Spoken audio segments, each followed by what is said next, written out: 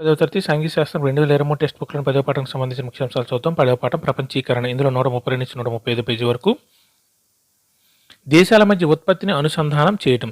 బహుళజాతి సంస్థలు పని ప్రదేశాన్ని ఎంచుకోవడానికి ఉపయోగించే సాధారణ సూచికలు ఏంటంటే మార్కెట్ దగ్గరగా ఉండటం, తక్కువ ఖర్చుతో నైపుణ్యం లేని కార్మికుల లభ్యత, ఇతర ఉత్పత్తి కారకాల అందుబాటు, తమ ప్రయోజనాలను కాపాడే ప్రభుత్వ విధానాలు ఉండటం మొదలైనవి.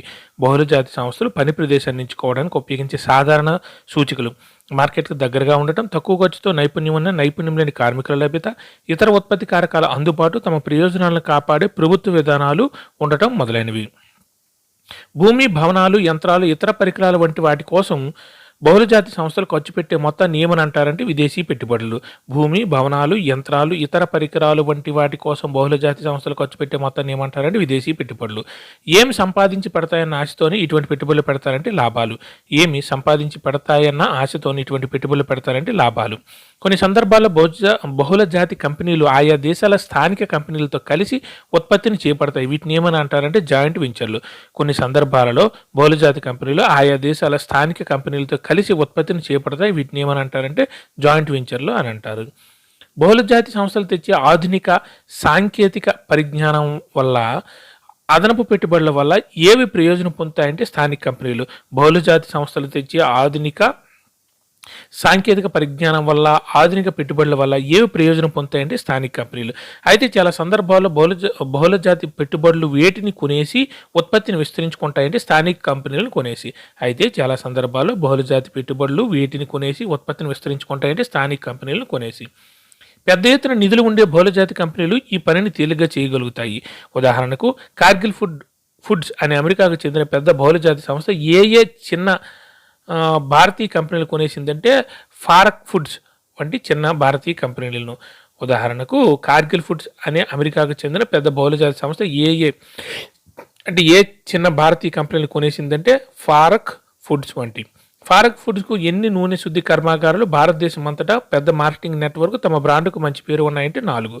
ఫారక్ ఫుడ్స్కు ఎన్ని నూనె శుద్ధి కర్మాగారాలు భారతదేశం అంతటా పెద్ద మార్కెటింగ్ నెట్వర్క్ తమ బ్రాండ్కు మంచి పేరు ఉన్నాయంటే 4 నూనె శుద్ధి కర్మాగారాలు. స్థానిక కంపెనీలు కొనుగోలు చేసిన తర్వాత భారతదేశంలో వంట నూనెలో ఏది అతిపెద్ద ఉత్పత్తిదారుగా పరిగణించినదంటే కార్గిల్. స్థానిక కంపెనీలు కొనుగోలు చేసిన తర్వాత భారతదేశంలో వంట నూనెలో ఏది అతిపెద్ద ఉత్పత్తిదారుగా పరిణమించిందంటే కార్గిల్ అనేది పరిణమించింది. బహుళజాతి సంస్థలు ఉత్పత్తిని మరో విధంగా కూడా నియంత్రిస్తాయి. ఏ విధంగా అంటే అది అభివృద్ధి చెందిన దేశాల్లోని పెద్ద బహుళజాతి సంస్థలు చిన్న ఉత్పత్తిదారులకు ఉత్పత్తికి ఆర్డర్లు ఇస్తాయి. ప్రపంచవ్యాప్తంగా చిన్న ఉత్పత్తిదారులు దుస్తులు, చెప్పులు, క్రీడా పరికరాలు వంటి ఎన్నో వస్తువులను ఉత్పత్తి చేసి బహుళజాతి సంస్థలకు అందజేస్తే అవి వాటిని తమ బ్రాండ్ పేర్లతో వినియోగదారులకు అమ్ముతాయి. బహుళజాతి సంస్థలు ఉత్పత్తిని మరో విధంగా కూడా నియంత్రిస్తాయి. అది ఏ విధంగా అంటే అభివృద్ధి చెందిన దేశాల్లోని పెద్ద బహుళజాతి సంస్థలు చిన్న ఉత్పత్తిదారులకు ఉత్పత్తికి ఆర్డర్లు ఇస్తాయి. ప్రపంచవ్యాప్తంగా చిన్న ఉత్పత్తిదారులు దుస్తులు, చెప్పులు, క్రీడా పరికరాలు వంటి ఎన్నో వస్తువులను ఉత్పత్తి చేసి బహుళజాతి సంస్థలకు అందజేస్తే అవి వాటిని తమ బ్రాండ్ పేర్లతో వినియోగదారులకు అమ్ముతాయి. ఈ చిన్న ఉత్పత్తిదారులకు చెల్లించే ధర, నాణ్యత, సరుకు అందించే సమయం, కార్మికుల పరిస్థితులను ప్రభావితం చేసే అధికారం ఎవరికి ఉంటుందంటే బహుళజాతి సంస్థలకు. ఈ చిన్న ఉత్పత్తిదారులకు చెల్లించే ధర, నాణ్యత, సరుకు అందించే సమయం, కార్మికుల పరిస్థితులను ప్రభావితం చేసే అధికారం ఎవరికి ఉంటుందంటే బహుళజాతి సంస్థలు. వేటి కారణంగా దూర ప్రాంతాల్లోని ఉత్పత్తి మధ్య అనుసంధానం ఏర్పడుతుందంటే బహుళజాతి సంస్థలు. వేటి కారణంగా దూర ప్రాంతాల్లోని ఉత్పత్తి మధ్య అనుసంధానం ఏర్పడుతుందంటే బహుళజాతి సంస్థల కారణంగా. ఫోర్డ్ మోటార్స్ అనే అమెరికా కంపెనీ ప్రపంచవ్యాప్తంగా ఎన్ని దేశాల్లో ఉత్పత్తి సౌకర్యాలు కలిగి ఉంది? అతిపెద్ద కార్ల ఉత్పత్తిదారుగా ఉందంటే 26 దేశాలలో. ఫోర్డ్ మోటార్స్ అనే అమెరికా కంపెనీ ప్రపంచవ్యాప్తంగా ఎన్ని దేశాల్లో ఉత్పత్తి సౌకర్యాలు కలిగి ఉండి అతిపెద్ద కార్ల ఉత్పత్తిదారుగా ఉందంటే 26. ఫోర్డ్ మోటార్స్ అనేది అమెరికాకి చెందినది. ఎన్ని దేశాలు ఉందంటే 26 దేశాలు ఉంది. 2 గుర్తుపెట్టుకోండి. ఫోర్డ్ మోటార్స్ ఇప్పుడు భారతదేశంకి వచ్చి 1700 కోట్ల రూపాయలతో చెన్నై దగ్గర కర్మాగారం నెలకొల్పిందని 1995లో. ఫోర్డ్ మోటార్స్ ఇప్పుడు భారతదేశానికి వచ్చి 1700 కోట్ల రూపాయలతో చెన్నై దగ్గర కర్మాగారం నెలకొల్పిందని 1995లో. భారతదేశంలో జీపులు, లారీల అతిపెద్ద కంపెనీ అయిన దేనితో కలిసి ఈ కర్మాగారం నెలకొల్పిందని మహేంద్రతో. భారతదేశంలో జీపులు, లారీల అతిపెద్ద కంపెనీ అయిన దేనితో కలిసి కర్మాగారం నెలకొల్పిందని మహేంద్రతో. 2004 నాటికి ఫోర్డ్ మోటార్స్ భారతదేశంలో ఎన్ని కార్లు అమ్ముతుందంటే 27,000 కార్లు. 2004 నాటికి ఫోర్డ్ మోటార్స్ భారతదేశంలో ఎన్ని కార్లు అమ్ముతుందంటే 27,000. భారతదేశం నుంచి దక్షిణాఫ్రికా, మెక్సికో, బ్రెజిల్ దేశాలకు మరో ఎన్ని కార్లు ఎగుమతి చేస్తుందంటే 24,000. భారతదేశం నుండి దక్షిణాఫ్రికా, మెక్సికో, బ్రెజిల్ దేశాలకు మరో ఎన్ని కార్లు ఎగుమతి చేస్తుందంటే 24,000. ఇతర దేశాల్లోని ఉత్పత్తి కేంద్రాలకు విడి భాగాలను సరఫరా చేసేలా దేనిని అభివృద్ధి చేయాలనే తలంపుతో కంపెనీ ఉందంటే ఫోర్డ్ ఇండియాను. ఇతర దేశాల్లోని ఉత్పత్తి కేంద్రాలకు విడి భాగాలను సరఫరా చేసేలా దేనిని అభివృద్ధి చేయాలన్న తలంపుతో కంపెనీ ఉందంటే ఫోర్డ్ ఇండియాను. విదేశీ వాణిజ్యం మార్కెట్ల అనుసంధానం. దేశాల మధ్య అనుసంధానంగా చాలా కాలంగా వాణిజ్యం ఉంటుంది. భారతదేశం దక్షిణాసియాల నుంచి తూర్పు పశ్చిమ వైపులను ఉన్న మార్కెట్లకు ఉన్న వ్యాపార మార్గాల గురించి, ఈ దారుల వెంట జరిగిన పెద్ద మొత్తం వ్యాపారాల గురించి మీరు చరిత్రలో చదివి ఉంటారు. వాణిజ్య ప్రయోజనం కోసం ఏ కంపెనీ వంటి వాణిజ్య సంస్థలు భారతదేశంలో వచ్చాయనే విషయం కూడా మీకు గుర్తే ఉండి ఉంటుందంటే ఈస్ట్ ఇండియా కంపెనీ. వాణిజ్య ప్రయోజనాల కోసం ఏ కంపెనీ వంటి వాణిజ్య సంస్థలు భారతదేశంలో వచ్చాయనే విషయం కూడా మీకు గుర్తు ఉండి ఉంటుందంటే ఈస్ట్ ఇండియా కంపెనీ వంటి వాణిజ్య సంస్థలు.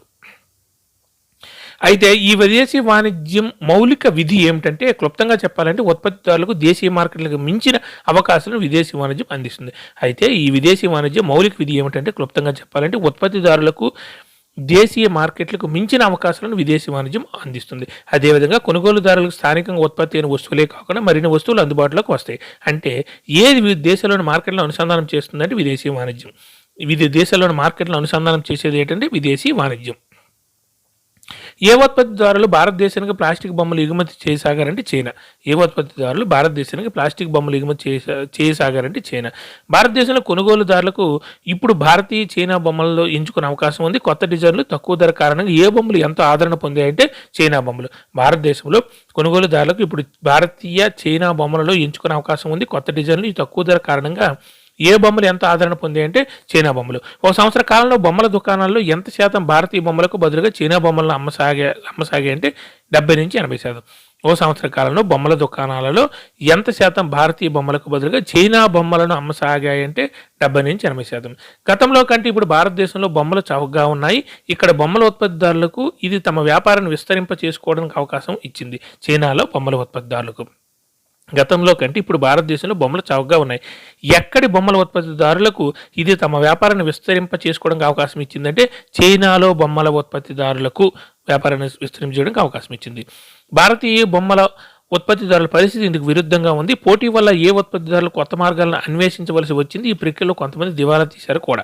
భారతీయ బొమ్మల ఉత్పత్తిదారుల పరిస్థితి ఇంకా దారుణంగా ఉంది. అది ఎలా ఉందంటే, పోటీ వల్ల ఏ ఉత్పత్తిదారులు కొత్త మార్గాలను అన్వేషించవలసి వచ్చింది. ఈ ప్రక్రియలో కొంతమంది దివాలా తీశారు కూడా భారతీయ ఉత్పత్తిదారులు. బహుళజాతి కంపెనీలు ప్రపంచీకరణ. గత 3-4 దశాబ్దాలుగా చాలా బహుళజాతి సంస్థలు తాము చౌకగా ఉత్పత్తి చేపట్టే అవకాశాలున్న ప్రదేశాల కోసం ప్రపంచం నలుమూలలా వెదకసాగాయి. ఆయా దేశాలు ఈ బహుళజాతి కంపెనీల కార్యకలాపాలు ఏ వాణిజ్యంలో కూడా ప్రధాన పాత్ర వహిస్తున్నారంటే వస్తువులు సేవల వాణిజ్యంలో. ఆయా దేశాల్లో ఈ బహుళజాతి కంపెనీల కార్యకలాపాలు ఏ వాణిజ్యంలో కూడా ప్రధాన పాత్ర వహిస్తున్నారంటే వస్తువుల సేవల వాణిజ్యంలో. ఏది చాలా సరదాగా ఉంది, ఇది ప్రపంచాన్ని బలపరుపుగా చేసిందంటే ప్రపంచీకరణ. ఏది చాలా సరదాగా ఉంది, ఇది ప్రపంచాన్ని బలపరుపుగా చేసిందంటే ప్రపంచీకరణ అనేది. అధిక విదేశీ పెట్టుబడులు, అధిక విదేశీ వాణిజ్యం వల్ల వివిధ దేశాల ఉత్పత్తి మార్కెట్ల మధ్య అనుసంధానం పెరిగింది. వేగంగా పెరుగుతున్న ఈ దేశాల అనుసంధానం అంత సంబంధాలు ఏమంటారంటే సంబంధాలని మనం ఏమంటామంటే ప్రపంచీకరణ అంటాం. అధిక విదేశీ పెట్టుబడులు, అధిక విదేశీ వాణిజ్యం వల్ల వివిధ దేశాల ఉత్పత్తి మార్కెట్ల మధ్య అనుసంధానం పెరిగింది. వేగంగా పెరుగుతున్న ఈ దేశాల అనుసంధానం అంత సంబంధాలనే మనం ప్రపంచీకరణ అంటాం. ఈ ప్రపంచీకరణ ప్రక్రియలు ఏవి ప్రధాన పాత్ర పోషిస్తున్నాయంటే బహుళజాతి కంపెనీలు. ఈ ప్రపంచీకరణ ప్రక్రియలు ఏవి ప్రధాన పాత్ర పోషిస్తున్నాయంటే బహుళజాతి కంపెనీలు. దేశాల మధ్య వస్తువులు, సేవలు, పెట్టుబడులు, సాంకేతిక విజ్ఞాన ప్రవాహాలు పెరుగుతున్నాయి. కొన్ని దశాబ్దాల క్రితంతో పోలిస్తే ప్రపంచంలోని అనేక ప్రాంతాల మధ్య దగ్గర సంబంధాలు ఏర్పడ్డాయి. పెట్టుబడి, ప్రజలు, సాంకేతిక పరిజ్ఞానాల ప్రవాహం వల్ల సరిహద్దులు లేని ప్రపంచం ఏర్పడింది. ఫలితంగా అనేక దేశాలు తమ దేశ సరిహద్దుల లోపల కూడా దేనికి సంబంధించిన అనేక అంశాలపై నియంత్రణ కోల్పోయారంటే తమ జీవితానికి సంబంధించినది. ఇవన్నీ జరగడం వల్ల అనేక దేశాలు తమ దేశ సరిహద్దు లోపల కూడా దేనికి సంబంధించిన అనేక అంశాలపై నియంత్రణ కోల్పోతారంటే జీవితానికి సంబంధించిన. ఉదాహరణకు ఒకప్పుడు ఏ ప్రభుత్వాలు కరెన్సీ విలువను నిర్ణయించిన వంటి ముఖ్యమైన నిర్ణయాలు తీసుకునేవి. ఇప్పుడు ప్రభుత్వం వెలుపల ప్రభుత్వానికి ఎటువంటి నియంత్రణ లేని మార్కెట్ శక్తులు ఈ నిర్ణయాలు చేస్తున్నాయి అంటే సర్వసత్తాక ప్రభుత్వాలు. ఉదాహరణకు ఒకప్పుడు ఏ ప్రభుత్వాలు కరెన్సీ విలువను నిర్ణయించిన వంటి ముఖ్యమైన నిర్ణయాలు తీసుకునేవి. ఇప్పుడు ప్రభుత్వం వెలుపల ప్రభుత్వానికి ఎటువంటి నియంత్రణ లేని మార్కెట్ శక్తులు ఈ నిర్ణయాలు చేస్తున్నాయంటే సర్వసత్తాక ప్రభుత్వాలు. Thank you.